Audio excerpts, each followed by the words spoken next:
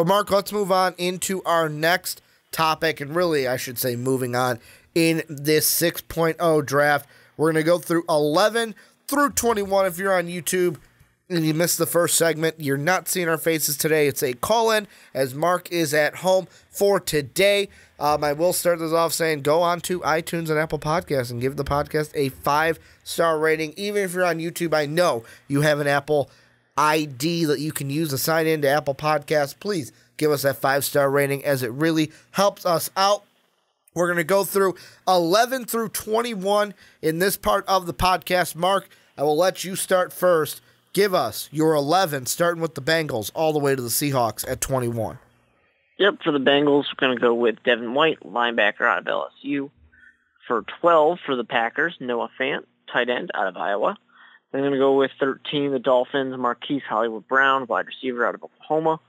Falcons, 14, Dexter Lawrence, defensive tackle out of Clemson. Redskins going with Jawan Taylor, tackle out of Florida. Rashawn Gary, defensive end out of Michigan, going to the Panthers. Giants going to go with Ed Oliver, defensive tackle out of Houston. Chris Lindstrom, the guard out of Boston College, going to the Vikings. Titans going to Clelin Ferrell, defensive end out of Clemson. A.J. Brown, wide receiver out of Ole Miss, going to the Steelers. And then Greedy Williams, cornerback, falling all the way to the Seahawks. And then going right into mine at number 11, the Bengals go with the same guy that you had them take in Devin White, linebacker from LSU. Then the Packers going DK Metcalf, wide receiver out of Ole Miss. Then the Dolphins go Clelin Ferrell, defensive end out of Clemson. Falcons, they're going to go defensive tackle. They're going to take Ed Oliver, the defensive tackle from Houston. Then the Redskins at 15 go Marquise Hollywood Brown, the wide receiver from Oklahoma.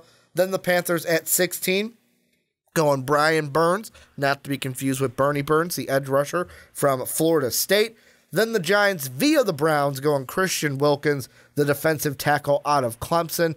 Then my Minnesota Vikings at 18 going with Jonah Williams, offensive tackle from Roll Tide, Alabama. Then the Titans at 19 going Dexter Lawrence, the defensive tackle from the Clemson Tigers.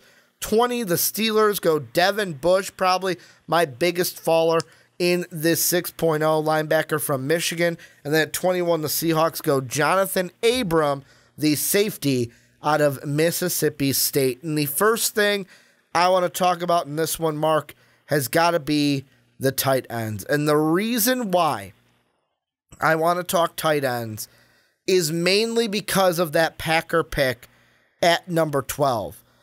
Because I made the pick very early. I did this, I started my mock draft weeks ago and then kind of like fine-tooled it today before we recorded. And the Packers, I locked in DK Metcalf because I'm like, hey, they can get a tight end later. But the more I thought about it, there are teams later in the draft from like even the third segment that we're going to talk about that could also go tight end as well. So I kind of wanted to bring all of these teams in together and kind of circle around this tight end discussion, starting here with the Packers, because of teams like the Texans. It's not a huge need for the Texans, but the Texans could go tight end if one of them is available at 23. You also have the Patriots, who I don't think they would move up. They're usually not a team that trades up, but with the draft capital that they have, could move up to take one of these tight ends. Plus, you also have the Raiders with 2 picks at 24 and 27, who could also take a tight end. The thing I want to ask you, and this might be a yes answer, because you had the Packers go with Noah Fant at number 12, is tight end the for sure position that the Packers need to go to at 12, because they might not get the chance to draft one later at 30? Yeah, at first I was kind of hesitant towards any of these teams taking one of these tight ends early. There's 2 good tight ends here. But, thinking about it more and more, because you're right, a lot of the teams towards the back half of the draft are a little bit more likely to take to take a tight end. They have that need. They could go for it. They're better teams based off their record for the most part. with a couple of exceptions of teams because of trades. So they're good teams. They can afford to say, maybe we even just go with a luxury type of pick if we really like one of these guys. So it is that thought that you kind of have to get them early. If you need them, go get them early. If you want them, don't pass up the chance. Mm-hmm. And you look at the team like a team like the Packers. They need a tight end. They need some offensive line help, but they also really need a safety. Mm-hmm. I'm pretty sure you're going to get a safety at your next pick, which is 30. I'm pretty sure you're going to be able to get a safety there, one of the top two safeties, potentially potentially the top safety. Mm-hmm. You're not going to get one of these top tight ends there probably. So take the tight end first, then go ahead and get your safety. I think you'll be better off.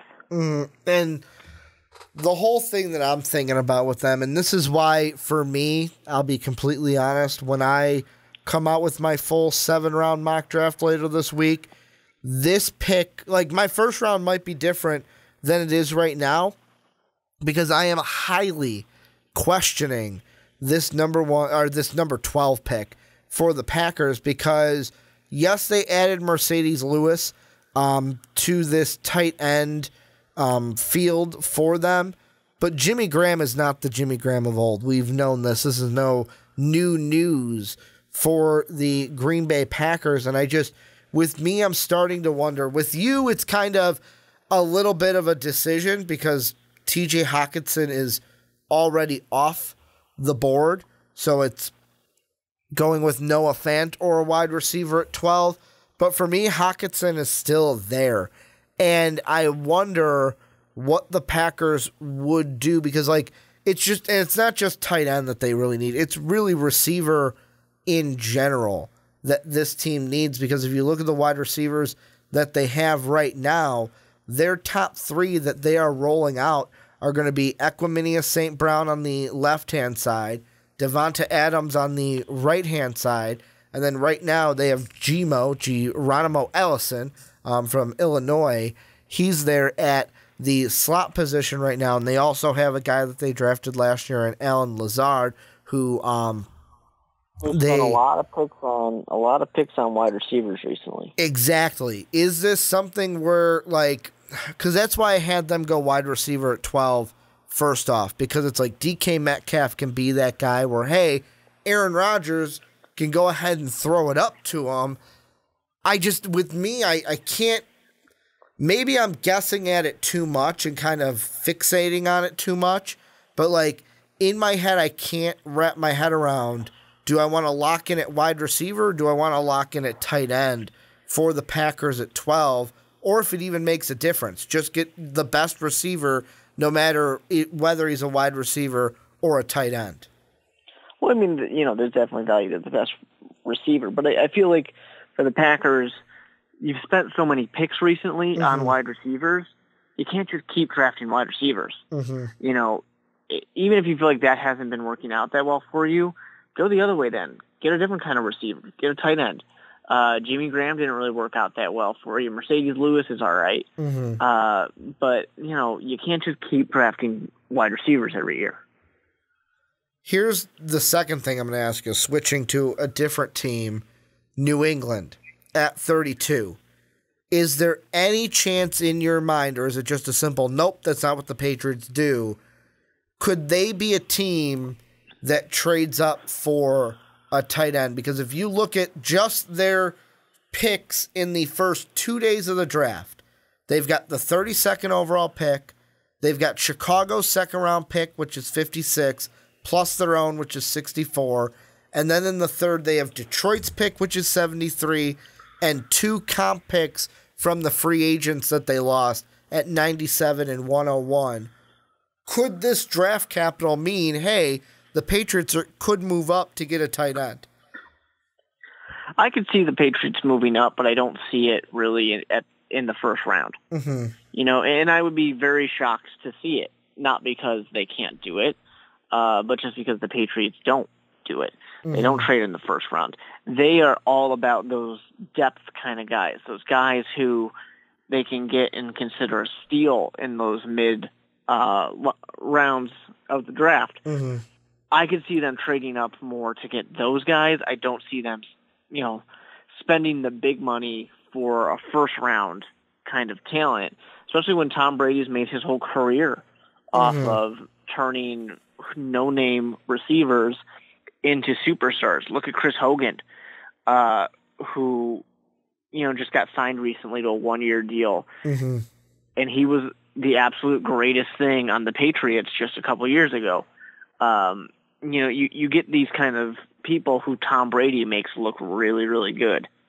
So I'm not that worried about it for them. Yeah, and I mean, with the Patriots in general, they're another team like the Packers where they kind of almost have similar needs in a sense, because I would say the top three needs for the Patriots, in no particular order, I'm just throwing out these positions, 1, 2, 3 in no order, wide receiver, tight end, and then maybe a defensive tackle on the defensive line because of who they lost in free agency.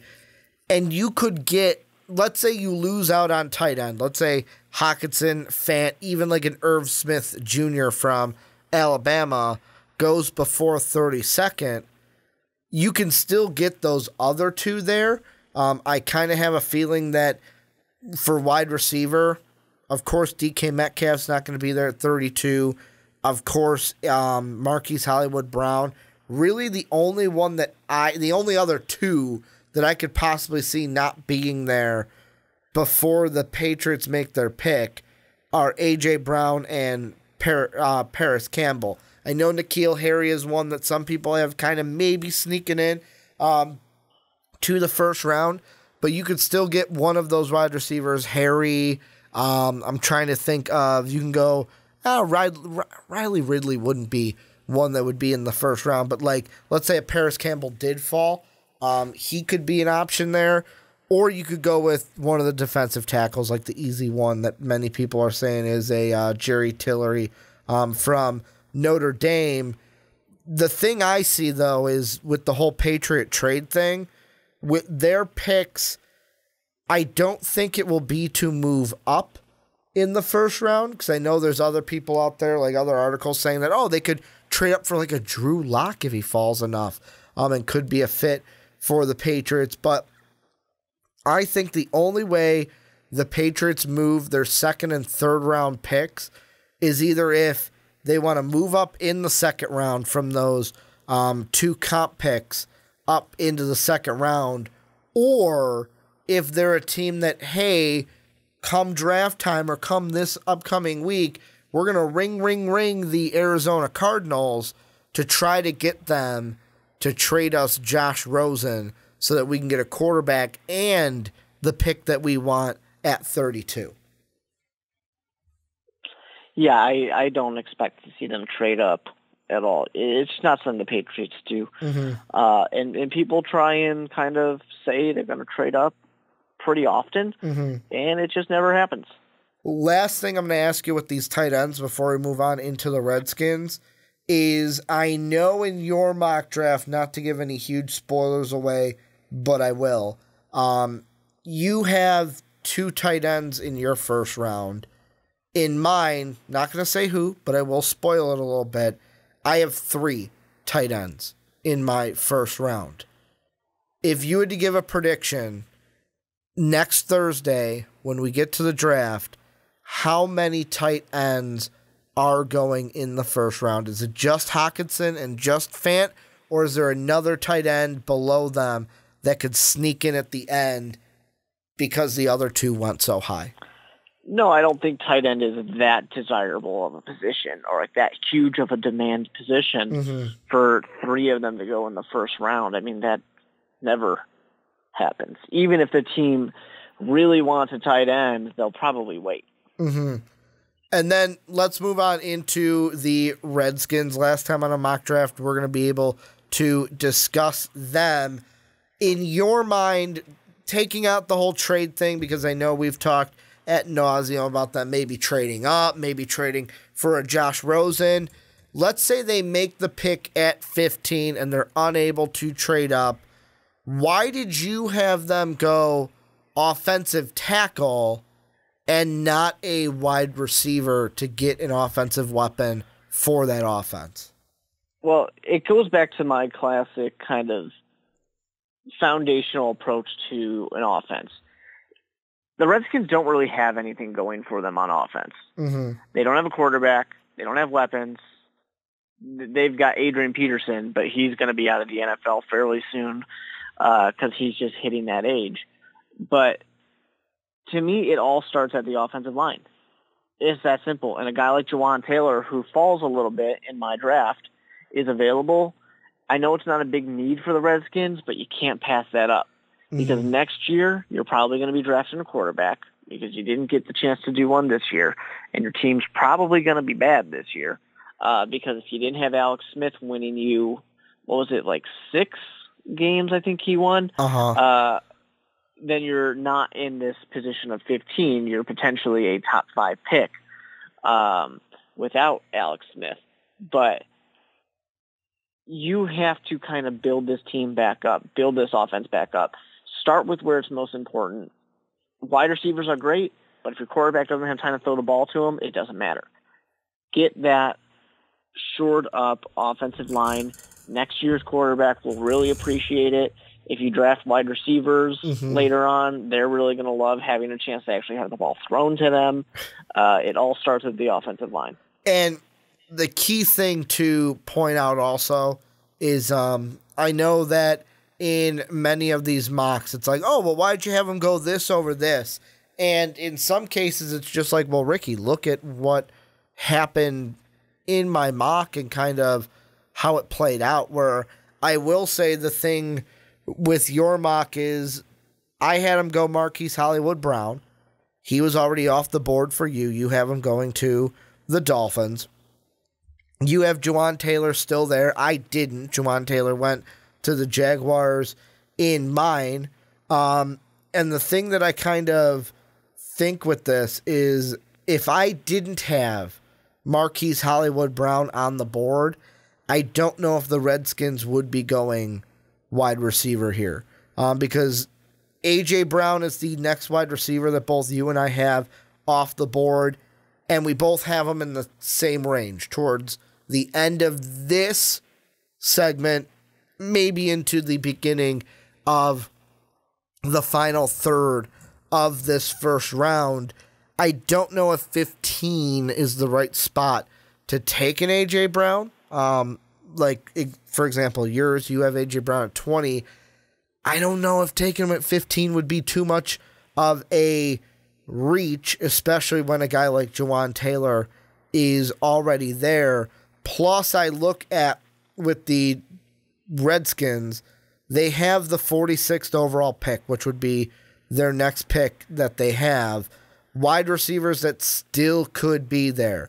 Deebo Samuel, N'Keal Harry, Riley Ridley, the big one that Sean on Saturday was talking about. Of course, he's a Southside Chicago guy, Notre Dame Fighting Irish, so of course Sean loves him. But you've got Miles Boykin as well, could be available for the Redskins at that 46th spot for them. So offensive tackle wouldn't be bad. The one thing I kind of think about right after I asked the question and you started to answer it is take a look at Arizona. How many weapons did they have last year? I know David Johnson was injured, but they had Christian Kirk, who they just drafted. They had Larry Fitzgerald, who's a phenomenal wide receiver, even though he's getting really old. And Mark, I'll ask you, how successful was Josh Rosen with some good weapons and not a good offensive line? Not at all. Not at all. So, I mean, that's something that maybe that's an approach you use for the Redskins as well, because, I mean, protecting the quarterback is just as important as giving him weapons to throw to. I'll ask you this because I didn't ask you in the first segment. Is there any pick or any team in this 11 through 21 that you're like, you know what? Don't want to go huge in depth, but I want to give this one some love? Just the fact that I personally still don't truly believe in the Greedy Williams fall. Even though you had him at 21? I had him fall. I had him fall but you know how it goes with mock drafts. Sometimes you just you want to see how it happens. Well, it's because you had TJ going to the Lions at 8. Yeah. That certainly helps. So you kind of see how it could happen, but I still think when it actually comes down to it, Greedy's going to go higher than 21 of the Seahawks. The Seahawks would be thrilled to go ahead and get Greedy Williams, though. Yeah, I mean it's funny how most of the teams that need cornerback are in the bottom third of basically the playoff teams that went the furthest are the ones that really need the cornerbacks. The ones here in the middle really do not. But this is where I'm going to turn it on to you guys watching and listening, or really everyone's listening to this one. Let us know what you guys think, either about the tight ends, the Packers at 12, the Patriots at 32. Is there an outside team that you could see drafting one of these tight ends, and also with the Redskins? What would you do if you were there at 15 and could not trade up for a quarterback? Who would you take and why? Let us know what you guys are thinking down below in that comment section.